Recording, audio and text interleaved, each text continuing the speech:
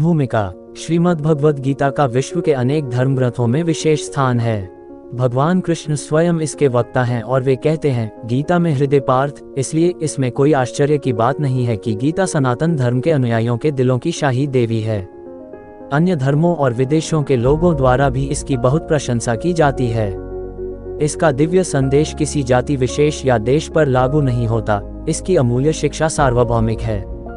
अपनी अपनी भावनाओं के अनुसार अनगिनत मनुष्यों ने गीता की शिक्षाओं का पालन किया है और अपनी सांसारिक यात्रा को खुशी खुशी पूरा किया है। गीता सर्वशास्त्रीय है। अमृत गीता सब शास्त्रों का मंथन कर निकली है। गीता में पाए गए सभी सिद्धांतों का सुंदर और तार्किक सामंजस्य शायद ही किसी अन्य पाठ में उपलब्ध हो। मतमतांतरों के वाद विवाद, परम निश्रेयस की प्राप्ति के नाना मार्गों की बदाब्दी का कोलाहल गीता के गंभीर उपदेश में शांत होकर परस्पर सहायक हो जाता है। गीता में नाना सिद्धांतों का एकीकरण ऐसी सुंदरता से किया गया है कि तत्वज्ञ जिज्ञासु को समस्त पथ एक ही राजमार्ग की ओर प्रवृत्त करते हैं। अधिकार और भावना के अनुरूप ही साधन का आदेश मिल जाता है।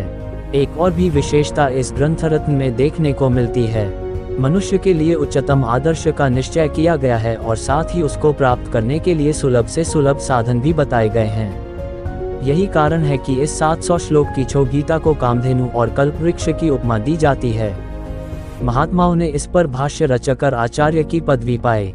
अनेक टीकाकारों ने अपनी बुद्धि को इस कसौटी पर कस पंडित और ज्ञानी की दुर्लभ ख्याति पाए और ज्ञान चक्षु प्रदान कर इसके तत्वानुसंधान में साधारण गति के लोगों को इसका मर्म हृदयंगम करने में सहायता प्रदान की।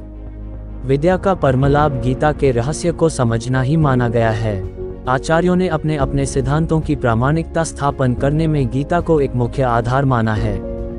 गीता पर भाष्य रच अपने सिद्धांतों को गीता सम्मत बताना ही उनका लक्ष्य रहा है। गीता विरोधी किसी धर्म व संप्रदाय का प्रचार वे असंभव समझते और जिस धर्म, आचार व सिद्धांत को ब्रह्मरूपा गीता से सिद्ध कर दिया, वह अवश्य ही सर्वशास्त्र और वेद सम्मत मान लिया जाता है। गीता एक सार्वभौमिक सैद्धांतिक पाठ है जो संप्रदाय, जाति और देश के मतभेदों को हल करता है। उनकी शिक्षाओं और निर्दिष्ट साधनों ने मानव जाति के लिए एक महान धर्म की नींव रखी है। इसके उपदेश से सभी जीवों का कल्याण संभव है।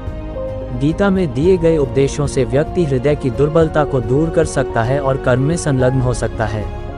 वह भक्ति के अमृत का आनंद उठाकर एक बुद्धिमान व्यक्ति बन सकता है।